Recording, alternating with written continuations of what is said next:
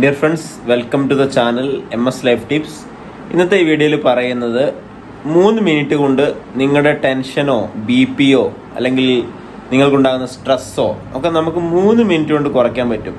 നിങ്ങൾ എവിടെയാണെങ്കിലും, നിങ്ങളിപ്പോൾ ഓഫീസിലാണെങ്കിലും, നിങ്ങളിപ്പോൾ ബസ്സിൽ യാത്ര ചെയ്യുകയാണെങ്കിലും, നിങ്ങളിപ്പോൾ കാറിൽ യാത്ര ചെയ്യുകയാണെങ്കിലും, അല്ലെങ്കിൽ നിങ്ങൾ നടക്കുകയാണെങ്കിലും, ഏത് സമയത്തും നമുക്കിത് ചെയ്യാവുന്നതാണ്. നിങ്ങൾക്ക് വളരെയധികം ഒരു ഗുണമുണ്ടാകും. അപ്പോൾ ട്രൈ ബ്രീത്തിങ് എന്നുള്ളതാണ്.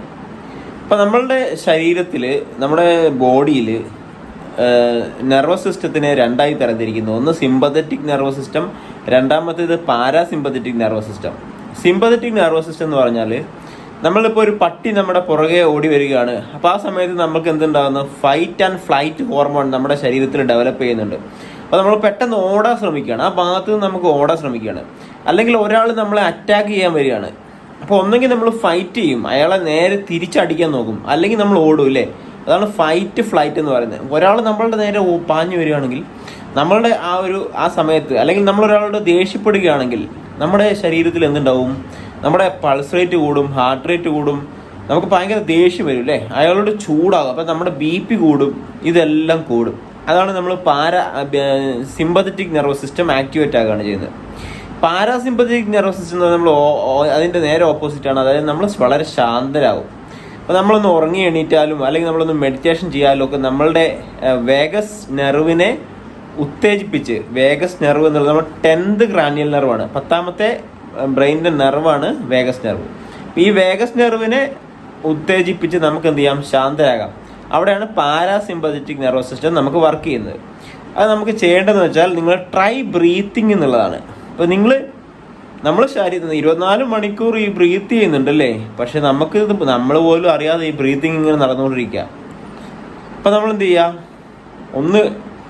നമ്മൾ ബസ്സിൽ യാത്ര ചെയ്യാന്ന് വിചാരിക്കുക. അപ്പോൾ നമ്മൾ ടെൻഷൻ വന്നു, മെല്ലെ ശ്വാസം ഉള്ളിലേക്ക് എടുക്കുക, അതിലും കൂടുതൽ സമയം എടുത്ത് പുറത്തേക്ക് വിടുക. നമ്മൾ അറിഞ്ഞുകൊണ്ട് ശ്വാസം എടുക്കുക. മൂക്കിലൂടെ മാത്രമേ ശ്വാസം എടുക്കാവുള്ളൂ, വായിലൂടെ എടുക്കരുത്. മൂക്കിലൂടെ തന്നെ പുറത്തേക്ക് വിടുക. നമ്മൾ ശ്വാസം ഉള്ളിലേക്ക് എടുക്കുന്നതിൻ്റെ കൂടുതൽ സമയം, നമ്മളിപ്പോൾ 2, 4 അങ്ങനെ കൗണ്ട് ചെയ്യേണ്ട ആവശ്യമില്ല. അതൊക്കെ ഒരുപാട് ടെൻഷൻ നമുക്ക് ഉണ്ടാക്കും. ആ സമയത്ത് നമ്മൾ എന്ത് ചെയ്യുക? മൂക്കിലൂടെ ശ്വാസം എടുക്കുക, ജസ്റ്റ് ബ്രീത്ത് ചെയ്യുക. മൂക്കിലൂടെ ശ്വാസം എടുക്കുക, അതിൻ്റെ 3 ഇരട്ടി സമയമെടുത്ത് മൂക്കിലൂടെ തന്നെ ശ്വാസം പുറത്തേക്ക് വിടുക. ഇത്ര മാത്രം ചെയ്താൽ മതി. 3 മിനിറ്റ് നിങ്ങളത് കണ്ടിന്യൂ ചെയ്യുക. നിങ്ങൾക്ക് എത്ര സ്ട്രെസ് ആണെങ്കിലും നിങ്ങൾക്കത് കുറയ്ക്കാൻ സാധിക്കും. ഞാനിത് പലപ്പോഴും എൻ്റെ പേഴ്സണൽ ലൈഫിൽ ഞാൻ ഉപയോഗിച്ചിട്ടുണ്ട്. എനിക്ക് വളരെയധികം റിലാക്സേഷൻ കിട്ടിയിട്ടുണ്ട്. മെഡിറ്റേഷന് തുല്യമാണിത്.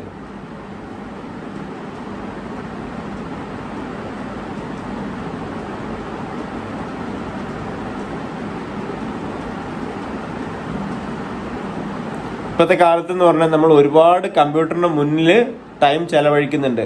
കമ്പ്യൂട്ടറിന് മുന്നിൽ നമ്മളിങ്ങനെ തല വേദനിക്കും.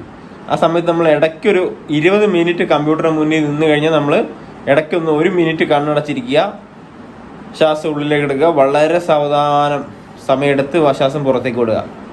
പച്ചിലകളിലേക്ക് നോക്കി നിൽക്കുക, ജസ്റ്റ് അങ്ങോട്ടും ഇങ്ങോട്ടും എണീറ്റ് നടക്കുക. ഇതൊക്കെ നല്ലതാണ്. അപ്പോൾ ഞാൻ ഈ പറഞ്ഞ മെത്തേഡ് നിങ്ങൾക്ക് വളരെയധികം യൂസ്ഫുൾ ആവും. നിങ്ങൾക്കിത് വളരെയധികം 100% യൂസ്ഫുൾ ആവും. സോ ഈ വീഡിയോ കണ്ടതിന് നന്ദി. നമ്മുടെ ചാനൽ ഒന്ന് സബ്സ്ക്രൈബ് ചെയ്ത് ബെല്ലൈക്കൺ കൂടെ എനേബിൾ ചെയ്ത് വെക്കുക.